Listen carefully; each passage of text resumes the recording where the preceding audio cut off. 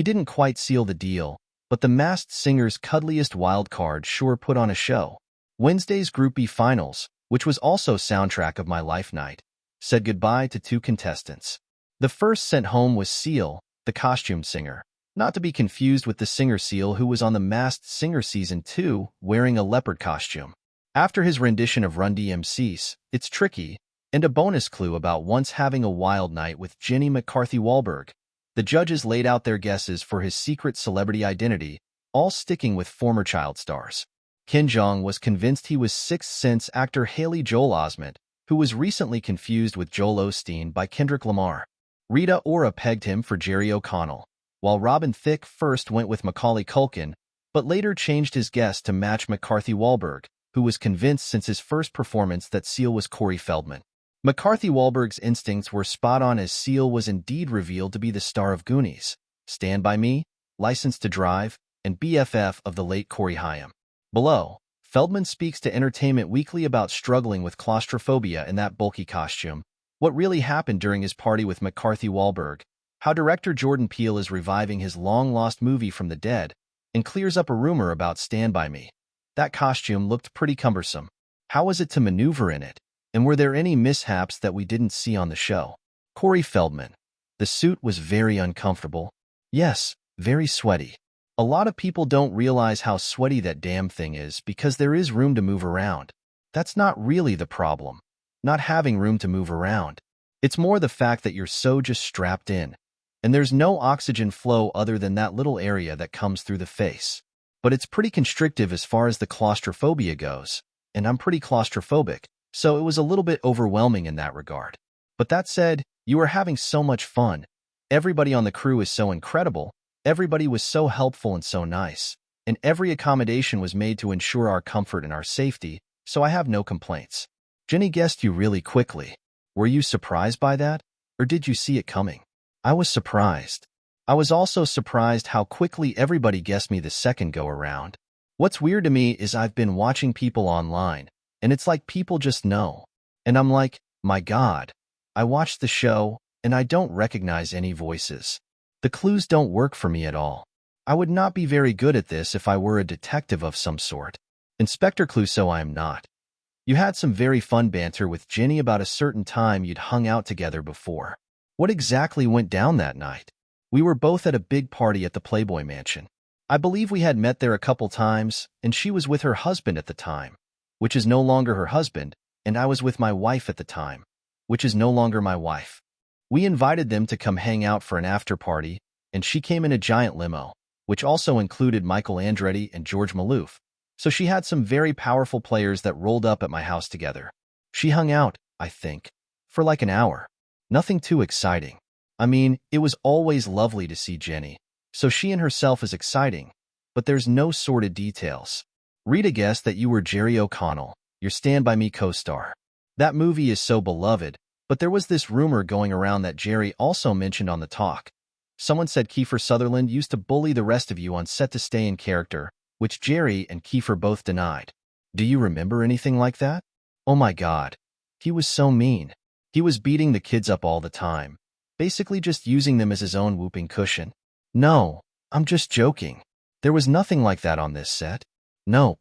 Don't remember anything negative from the set of Stand By Me at all. I mean, we were 4 kids growing up in the middle of the summer, literally just as you see in the film, and just as you see in the film, the older boys really kept to themselves. We didn't really spend much time with them or hang out with them much because a lot of our scenes weren't really overlapping. Obviously, it couldn't have been too bad, because Kiefer and I went on to work on The Lost Boys immediately following that. Since then, Kiefer and I haven't been the closest of friends, but that's okay. I did get very close with his brother, Angus, ironically, during the filming of the second Lost Boys film. Your movie The Birthday has been lost for 20 years, but Jordan Peele has been championing it as a must-see, and it is finally getting a theatrical release this fall. What can you tell us about it? I'm so excited. I feel like a Pointer Sister right now. But seriously, it is about the coolest thing I could ever have to look forward to. I'm so beyond grateful to Jordan Peele and to his partner Ian Cooper. I actually saw Jordan on the Seth Meyers show talking about me and saying how he was a fan of mine and that he used me as his muse for his film writing.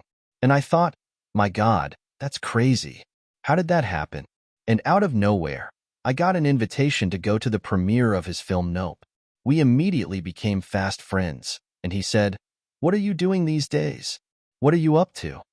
I said, "Well, this and that." I said, "It's a bummer.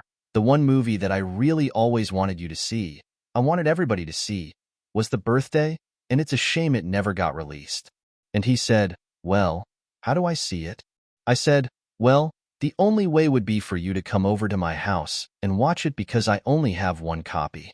Because it never came out on DVD, it never came out on Blu-ray, it was never released in the theaters, it was never released anywhere in America, quite sadly.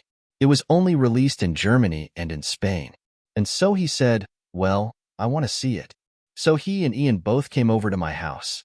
They sat down, they watched the film, and at the end of it, Jordan looked at me and he said, "This is a cinematic masterpiece. This is your finest work, and it must be seen." And I said, "From your lips to God's ears. I appreciate it.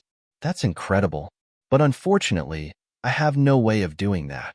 And sure enough, about 2 months later, he called me up and said, "Hey, guess what?